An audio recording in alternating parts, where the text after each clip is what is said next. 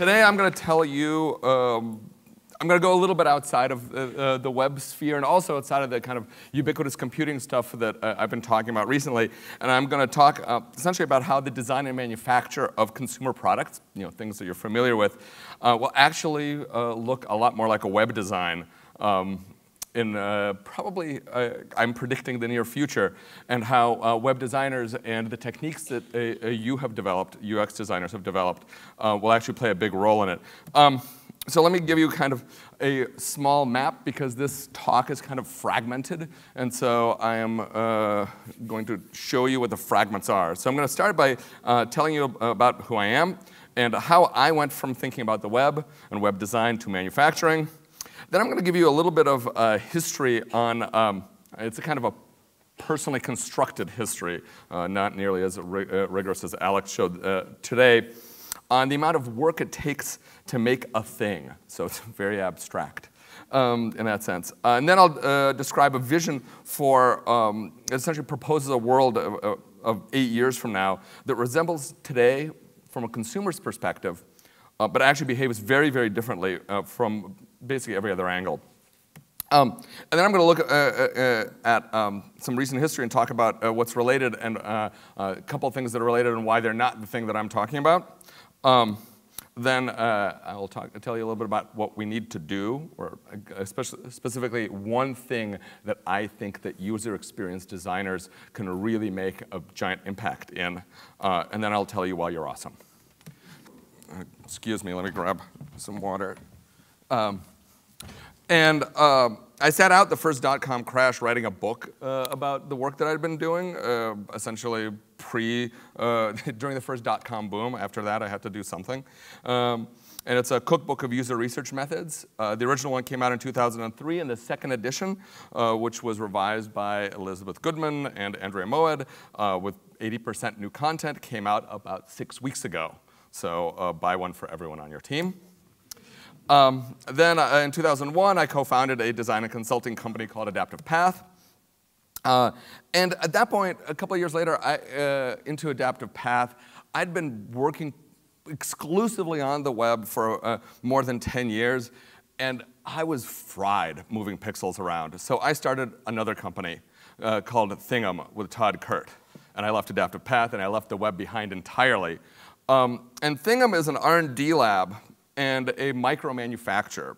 So what ThingM does is it designs and manufactures what we call smart LEDs for architecture and design and industrial design and for makers and hackers. Our products appear in stuff like flying robots, Lady Gaga's stage show. They appear on all kinds of random places. Here are a couple of projects that people have used them for. And we also do have a range of kind of experimental projects that we do to explore the potential uses of embedded computing as a design material. So on the left is a RFID wine rack that we did a while back that is essentially a faceted classification browser that's connected to a cloud-based service that kind of shows different facets of a wine collection on the wine itself, and it recognizes it using RFIDs that are attached to each bottle. That was a functioning prototype we did a while back. On the right is a kitchen cabinet knob that glows when you get close to it. And the idea here was to make a product, to make an electronic thing that we think would be interesting and still valuable and useful about 20 years after it was made, because that just doesn't really, like that concept of making something that's so embedded in your environment that's still useful, it's an electronic thing, 20 years from now just kind of doesn't exist. And so we were like, well, what would that be? However, so those projects are fun. That company is fun, but that's actually not my day job. ThingM is kind of a side project. My day job is as a innovation and experience design, a user experience design consultant, focusing on the design of digital consumer products. Here are some that I've worked on for Yamaha, for Whirlpool, for Qualcomm. The last couple of years, my clients have been large consumer electronics companies that I can't tell you about. And I can't tell you any more about those projects. And in 2010, I wrote a book based on that work that I'd been doing on the design of of ubiquitous computing. A lot of the things that Ben was talking about, appliances, tools, things that are connected to the cloud but distributed in the environment. And that's been out for a couple of years now. And that led me to having a bunch of other interesting projects, including one that I can talk about. So I wanted to show you something that I've actually worked on that I can talk about. This is I did the non-game user experience design for this brand new game platform from a company called Siftio, which essentially consists of these tiles that are kind of like smart mahjong tiles. But the really interesting thing about this is that you experience them not as general purpose computers, even though each one of those things is a general purpose computer, you experience them as essentially smart game tiles. So that's also going to be out for Christmas. So all of this work designing physical digital products having come from the web made me really start to think about the web's relationship and the relationship of the practices in user experience design for the web as they apply to the physical world. And that got me really interested in thinking about the history of physical manufacturing and how that was different than my personal experience history of digital manufacturing. So what I did is I started reading about kind of the history of manufacturing. And I came up with kind of a model for understanding kind of several of the big trends the last couple hundred years. And I'm not a historian, so this is not really a proper history, but I wanted to kind of talk a little bit about these ideas that I had around mass production and how they relate to the things I'm going to talk about in a minute, and to give some context. So let me start with a history of mass production. So if you look at how many things you could produce from one unit of work, and I'm really broadly defining one unit of work here. Essentially imagine one person working for a while on a single thing. If you could look, or one person working for roughly a while, at how many things you could produce from one unit of work, you see a very interesting curve. Because for most of the last 10,000 years, or whatever, I put antiquity down there, you essentially get one unit of work out of one unit of labor over a given period of time, right? And you see some gains in efficiency. You see some gains in efficiency because of things like the potter's wheel and the plow and fire, right? And but those efficiencies are pretty linear. You're not going to be you're not going to be making 10,000 cooking pots a day by yourself with any of these technologies. And then this thing happens in 1800, which is that James Watt, so really like from antiquity to 1800, I think this actually is relatively, I don't know if it's relatively accurate, but it's a good kind of first order model of that. So in 1800, Parliament's patent to James Watt of the Watt steam engine, and Parliament gave him a 25-year patent starting in 1775. In 1800, his patent expires. So what happens after Watt's patent expires? Boom! The Industrial Revolution happens. Because if you think about the Industrial Revolution, most of the time that you think about it, you're thinking about after the patent has expired, which I think is a very interesting thing. And we basically know this story, right? The skies over Manchester darken, the railroad comes to Brighton, and 10,000 cooking pots a day are really easy to make. And each one is really cheap and a whole lot fancier than what you could do by yourself, but as one person can do. This is then followed by a fairly steady increase in efficiency until we get to today's industrial society. So that's a fairly familiar narrative. But now I want to look at a related curve, which I think is also important here. The amount of work necessary to make the first thing. So making the first thing of any set is really hard. You become efficient later on, but the first time you're making something, you're not very efficient. And for most of history, that was super flat, right? 1 unit of work gets you one first thing. And then this funny other thing happens. During the Industrial Revolution, it actually becomes a lot harder to make the first thing. The Industrial Revolution makes it really incredibly hard to make the first thing of a given set. Because now you have to make the tools that make the tools that make the thing first. No one has the, or very few people have the capability to do that by themselves. On the other hand, 10,000 cooking pots can be produced in a day, and they can be identical. And this is kind of our familiar experience until today, right, of manufactured products. You know, you pick nearly anything that you own or anything that you see, and it's almost impossibly complex for you to make one. Like imagine like looking around and saying like, can I make that thing? And you can't most of the time. But obviously the upside is that there are thousands of that thing out in the world. And then this thing happens. 2009, October, Stratasys Corporation's core patent on computer-controlled additive manufacturing expires. Boom. The cost of making the first thing starts to plummet.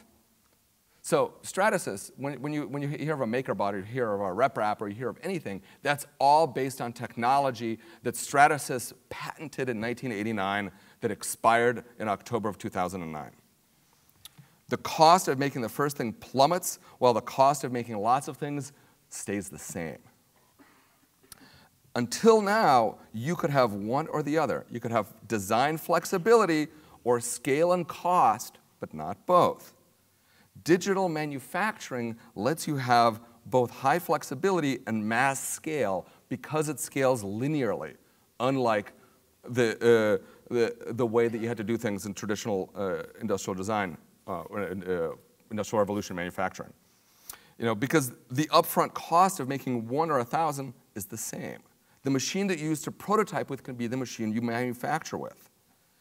You know, and thus potentially the cost of making design changes is actually very small.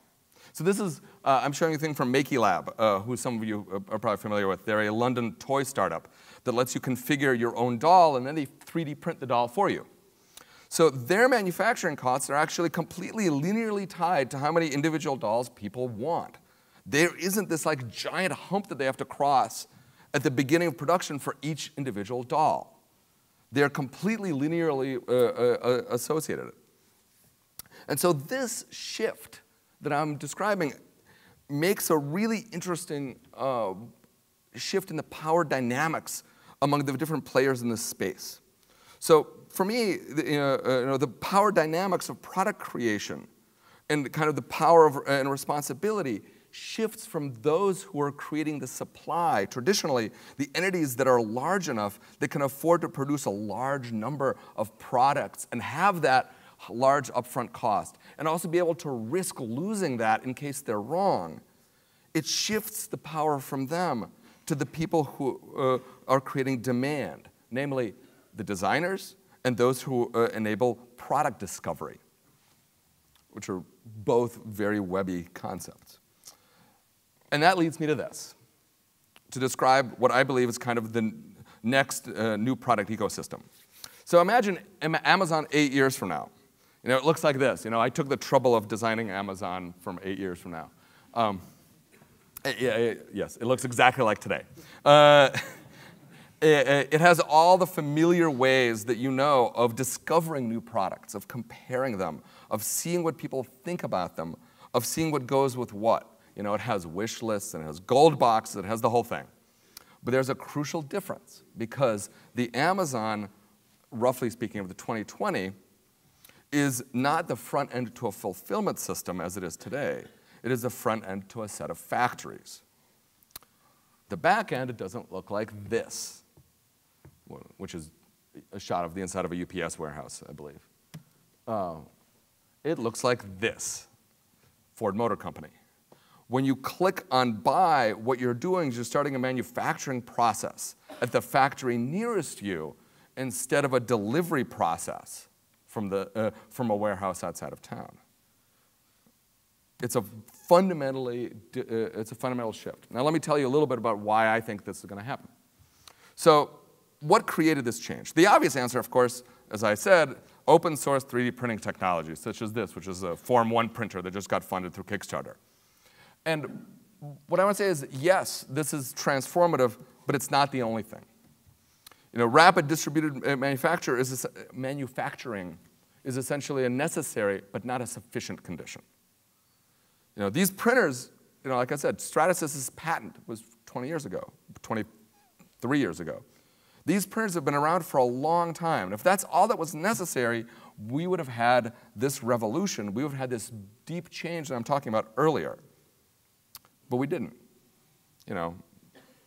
We didn't need open source laser printers to create desktop publishing. And we don't need open source 3D printing to create this transformation. The change from my experience, from my perspective, the change is going to be in analytics.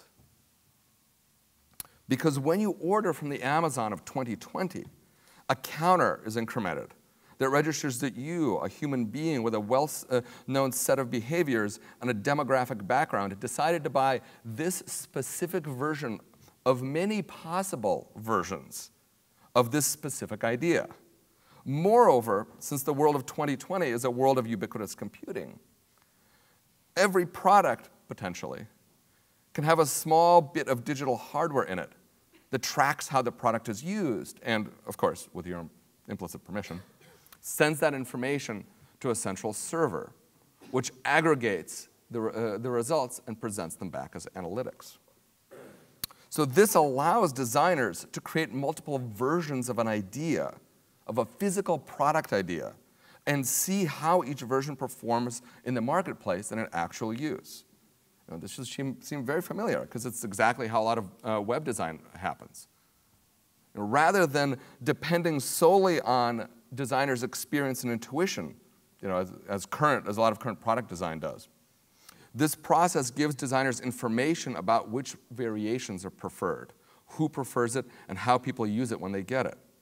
Those of you who have ever designed web products like this or mobile products know how enormously powerful quantitative feedback is on the user experience, on the design of the user experience. Because designers can now essentially make and test hypotheses. That's part of a designer's job now, is to make and test hypotheses about people's behavior and preferences, then observe their behavior and preferences with actual products using those designs. So understanding, and this is not to say that the industrial design world, the industrial production world hasn't thought of this before. Trying to understand why people buy things and how they use them was always a goal of traditional product design, but it was one that they could never quite reach. It was very hard for them. Traditional product design is where we get things like test markets and focus groups and conjoint analysis for any of those who've used that.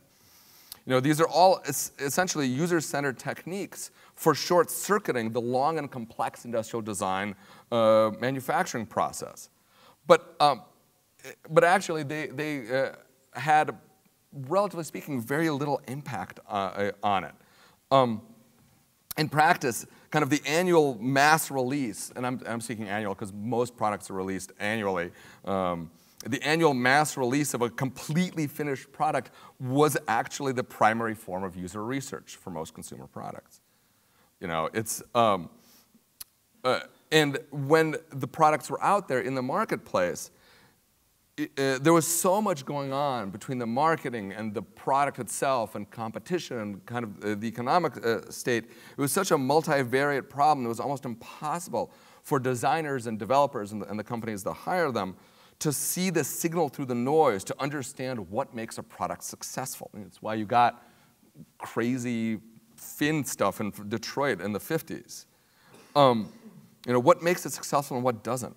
And that noisy feedback mechanism, when it was coupled with a high cost of failure, I grew up in Detroit, so I think a lot in terms of cars. The Edsel, right? It's classic. The high cost of failure and the really weak signals in the noise in terms of user preferences, in terms of user needs, essentially created an ultra-conservative product design culture. You know, that's the product design culture we live in today. We may not realize how ultra-conservative it is. It's incredibly conservative. The things only change a little bit every year. It gets a little smaller, gets a little bigger, gets a little thinner, whatever. And at the same time, it created an environment that's incredibly brittle and prone to disruption from small players. Because if you're a small company and you come in and you say, well, you know, we don't have the tooling, we don't have this backlog of tooling stuff that's, that we have to feel that we have to reuse. We're just going to make a new thing. We're going to put it on the market.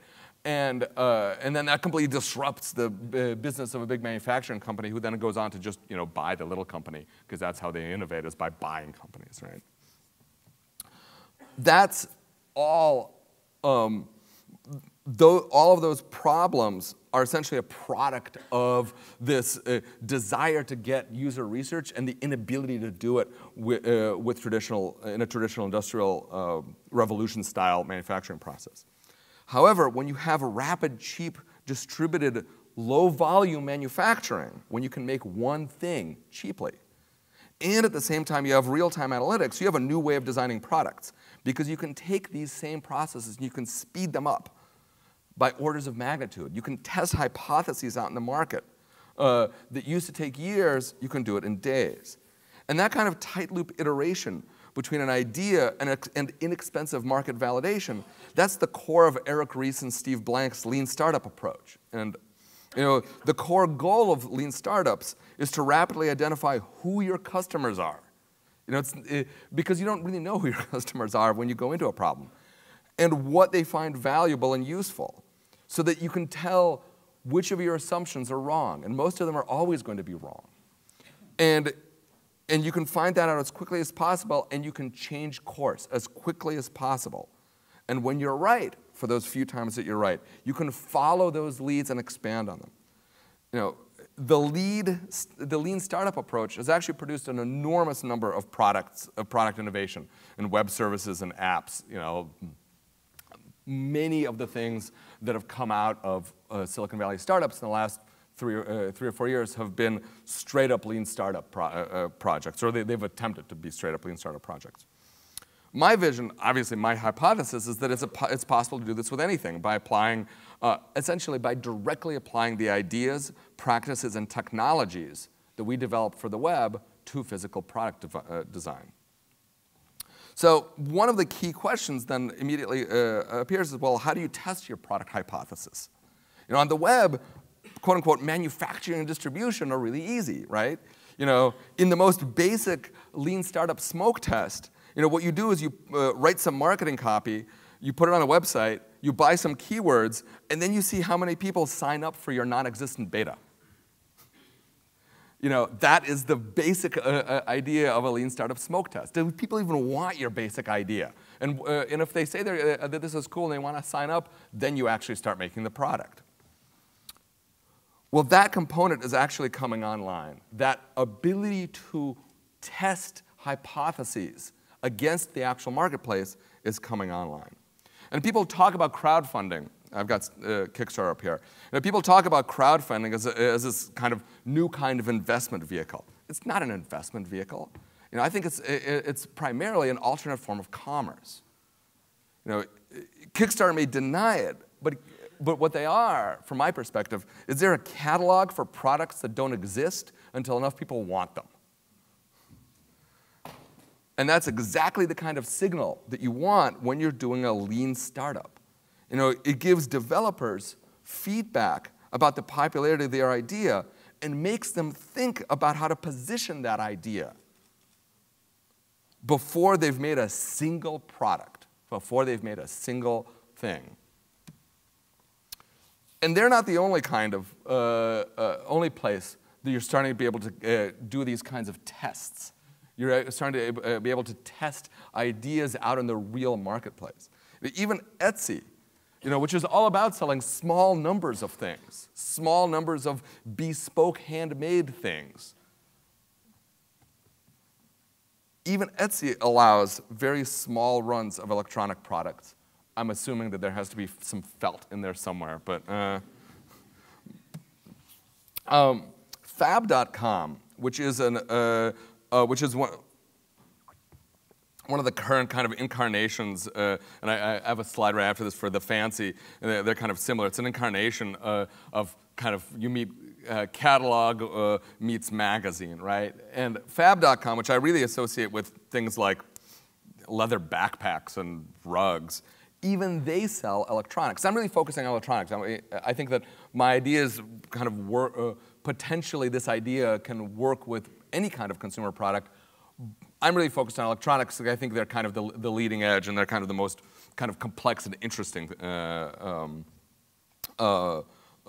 place to be. You know, there's actually, I think the real leading edge right now is 3D printed jewelry. 3D printed jewelry is totally leading the way and becoming kind of a staple. And you know those people who are doing it, they may not be consciously using analytics products that are as sophisticated as, say, Google Analytics, but they are definitely seeing which things sell and making more of those. And that's the basic idea, right? Sites like, the fancy are coming online, like I said. This combines the idea of kind of a magazine, a blog, Tumblr, and a catalog, right? They totally have electronics. They have an entire gadgets section. And then there's this. For those of you who don't yet recognize it, it's Facebook's new button. Facebook's new button is essentially, in the perspective of kind of a lean startup perspective, it is straight up signal. There is no implicit promise of fulfillment of the thing that you want in this. All you have to do is you have to say you want it. And no one says you're actually going to get it. And we'll see if Facebook actually managed to become a genuine commerce site, but it's a very interesting play. Since essentially what it does is it makes your social network a discovery platform. And everything that's a discovery platform is also a hypothesis testing and an analytics platform. And having Facebook as one of those is incredibly powerful. And there's also this interesting physical world thing that's happening with this. Just as an example, I mean, we're starting to see electronics and other digital products, part of kind of the new aesthetic, products that are kind of part of that mashup of ideas. We're starting to get those as a kind of thing that you can buy in a physical store. This is a store that's opening up in my neighborhood in San Francisco called Digital Fix, and it's they have one or maybe two stores in New York, and they're opening one in San Francisco. So they're a boutique that specializes in limited run electronics. At the same time that Best Buy, it's a giant American electronics chain. At the same time that Best Buy is struggling and shutting down stores and having to cut back, Digital Fix is opening new stores because they work on a completely different set of assumptions. The point of Digital Fix is that you can buy things there in real life that are digital things that you can't get on Amazon. Because the physical part is, because the bespoke part of it, because the limited edition part of it is a cachet. It's very interesting. So all these channels are really immature, but they're actually becoming increasingly popular. So in effect, what they're doing is all of these social commerce channels, these kind of alternate boutique physical commerce channels, are doing an end run around traditional consumer electronics. They're doing an end run around several things, but specifically traditional electronics. And in the process, they're giving developers direct access to customers so that developers can test their product hypotheses directly. And so this is bringing product development much closer to what we've become accustomed to on the web. So 2020 will look from the outside in many ways exactly like our world today. It'll still be driven by the same motivations. You'll still have the thrill of finding something awesome when you're bored, when you're surfing on the net at work. And then you can make it yours by clicking on something. However, behind the scenes, the power shift means that design and production cycles will be really tight, and that they'll be driven by designers working with analytics as a core tool.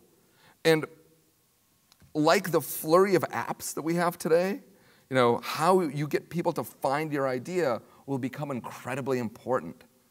It'll be a new, really complex dynamic and ultimately profoundly different environment about thinking about products and thinking about them in the way that the web has taught us to think about them.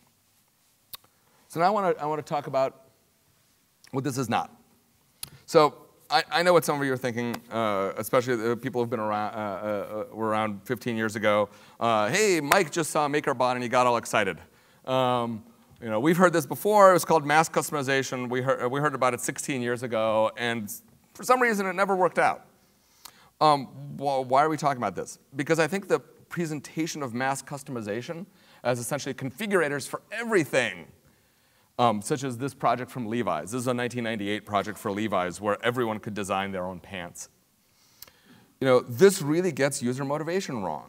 Most people don't actually want to be designers of everything. They want to design a couple of things and be consumers of the rest. Some people are going to want to make their own clothes, but those are actually not people who are going to be the same people who want to build their own cars, and vice versa, right? For the most part.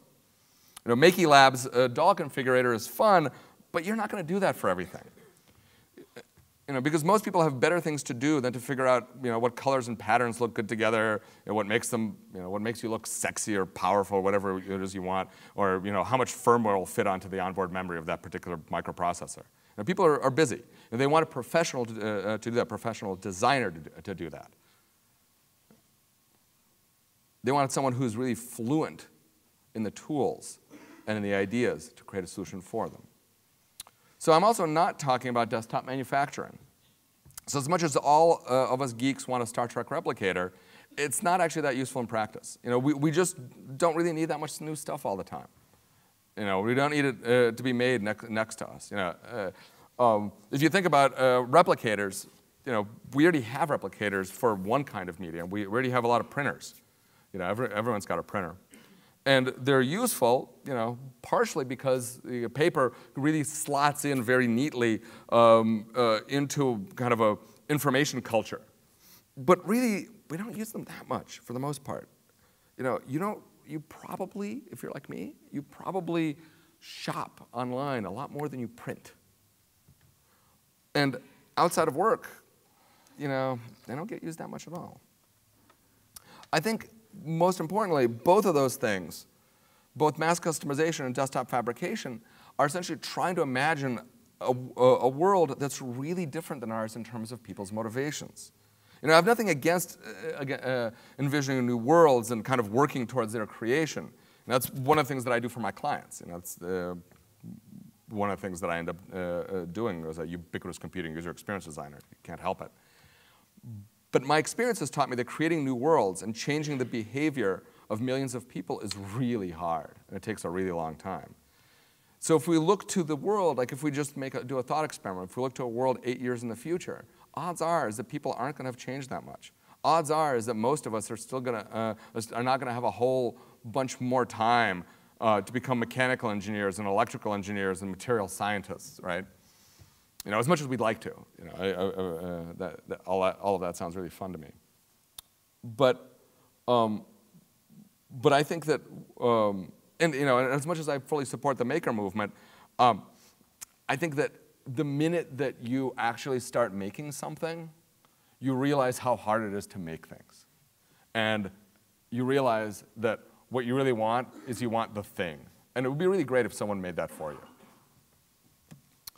So in this ecosystem, I think there's one thing that's missing. And I think that's one thing that user experience designers can really, really help the world in. And that this is a market that's totally ripe.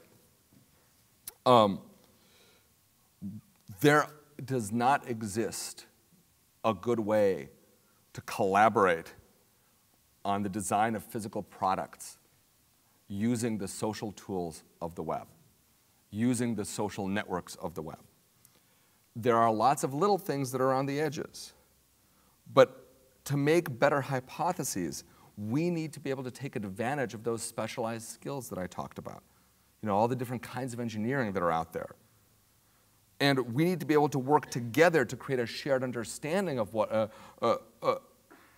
we're making, to be able to collectively make shared hypotheses.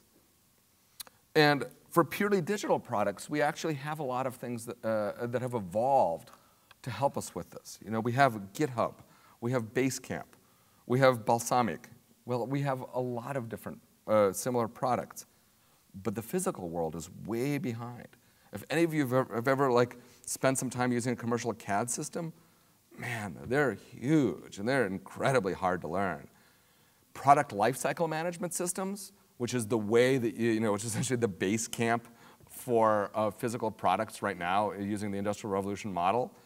Product lifecycle management systems basically always assume that you're making a commercial airliner. They're insanely complex. They're stupidly complex. And we need new tools. And we're starting to get a little bit of them kind of around the edges. You know, Autodesk is kind of moving in this direction a little bit. Their 123D product kind of is starting to get some stuff in there. Pinoco, which is awesome if you haven't ever seen Pinoco, they're an awesome New Zealand company that has offices in the US. I think they might have some in the UK. They're essentially a copy shop for 3D stuff. You send them PDF files, and you tell them what kind of material you want the thing made out of, and they send you a thing back that's made out of that material. And those, they're kind of great. They also allow you to share your designs and say, hey, I designed this chair, and then you can say, oh, well, I want to not just buy one of those chairs and have it manufactured. I want to buy your design for the chair and then modify it myself. So they're really thinking about kind of this ecosystem, but it's super, super early. Thingiverse, which is a product of the MakerBot folks, it's great. Like essentially, it lets you store 3D files of random things up on the net, which essentially is effectively the era of like Yahoo circa 1994, right? It's like, oh, we've got a list of links. Great, thanks. Maybe they'll get there. Sunglass.io, Sunglass is an interesting product. They just literally a month ago, they pivoted from being essentially, we're going to be an online CAD program to we're going to be the GitHub for 3D. But literally, they pivoted a month ago. It's still a very immature product. When these products mature, they're going to open the creative possibilities of this space immensely.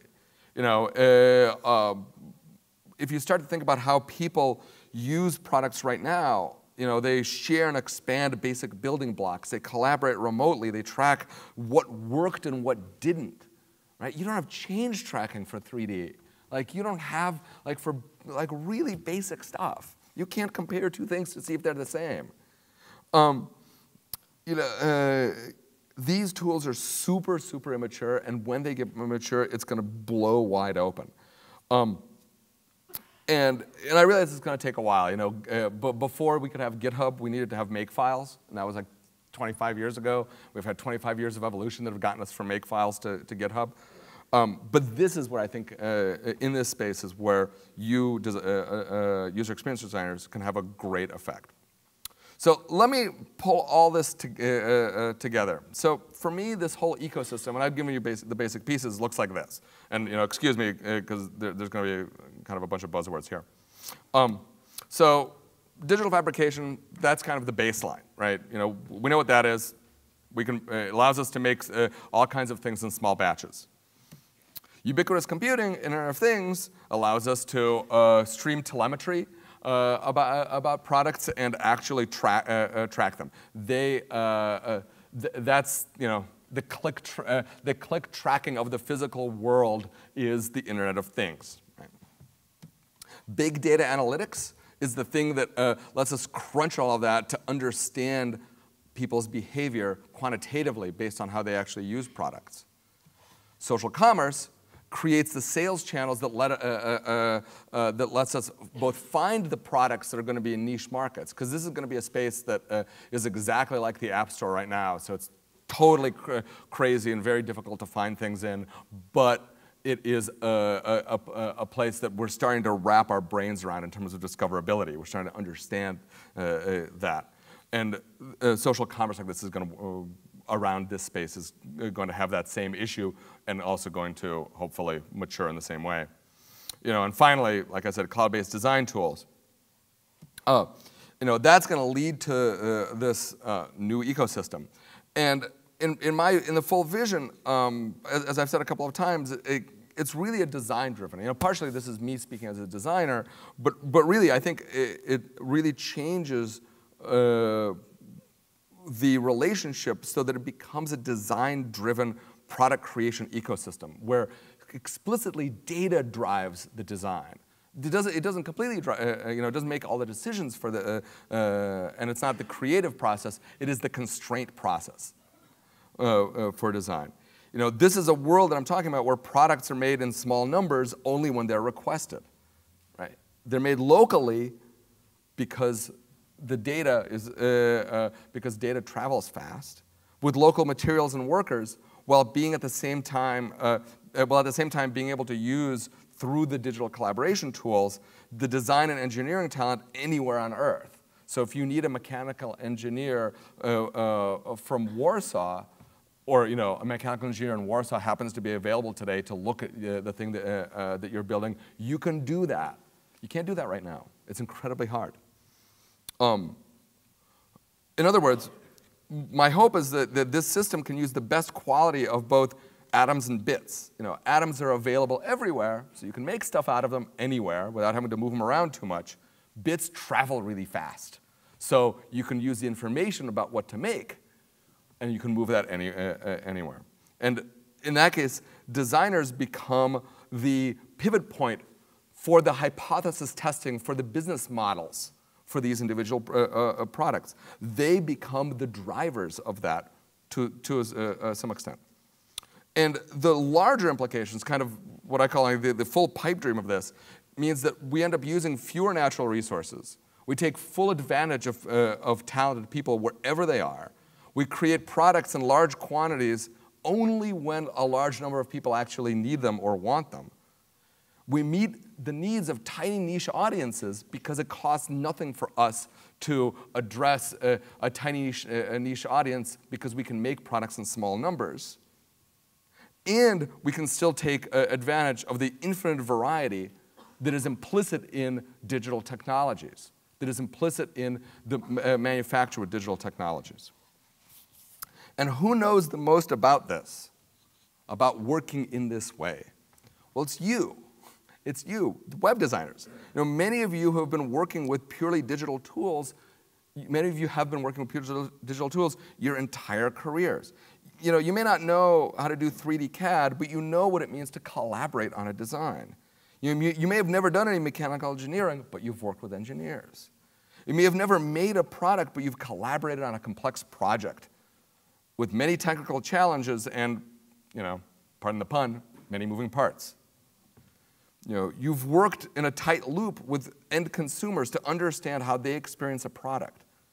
And some of you have actually been on such lean startup and agile teams practicing data-driven design using information about people's behaviors. These are all skills that are critical to successful product design. Your way of seeing the world will become increasingly dominant. And as will you, as you become increasingly powerful in the organizations that you work in. As you start to set your organization's strategy. And as physical computers, the idea of a computer shatters and computing embeds itself in our environment, the design of digital things becomes the design of all things. And designers are already largely changing the corporate culture of manufacturing companies. You will end up changing the manufacturing and the creation of everything for the better. Okay, now a small epilogue after that hand-waving harangue. So after the grandiose vision, I wanted to show you some my personal experience with this. You know, I can't just wave my arms without actually, I guess, putting my money where my arms are, also my mouth. So my little company, ThingM, did a Kickstarter project that ended about 2 months ago for a small digital product that is designed to be the first generation of an iterated set of products. We were fairly successful. We're pretty happy with our 2,700 customers and our $100 and some thousand dollars, $130 some thousand dollars. So what this product does, I should give you the full pitch because you can pre-order it. What this product is it is a ambient display of things that are happening on the net and on your local machine. You can basically connect any data source from a wide variety of internet sources. We work with IFTTT, if this then that Ben also mentioned. We're going to be a channel for them, so you can say, when Kanye West posts a thing on Instagram, make my thing go blue. Or you can also say, when that thing that I'm downloading or uploading, well, theoretically we'll have this capability, is done, make it blink red, right? It's a completely open source hardware product. It's got an open source API. It's got libraries. It's got a cloud-based service that it is a local avatar of, and we intend. We're actually done manufacturing it. It should be shipping in a couple of weeks. And we intend to iterate on it and have another version of it by the end of the year. We may stretch that into January. But my personal goal is to actually kind of practice what I preach and start iterating on this. So what I want to conclude on is I want to say, I'm starting to do this. I have these big ideas, but really, this is a hypothesis. I'm sure I'm wrong about a whole bunch of stuff, and I certainly won't be able to do all of the things that I want to do by myself. So I need your help. So please tell me what I don't know. Please tell me where I'm wrong. Please tell me who I should talk to and where the opportunities are. I really think that this is going to change the world, and I frankly want to change the world. So talk to me. Thank you.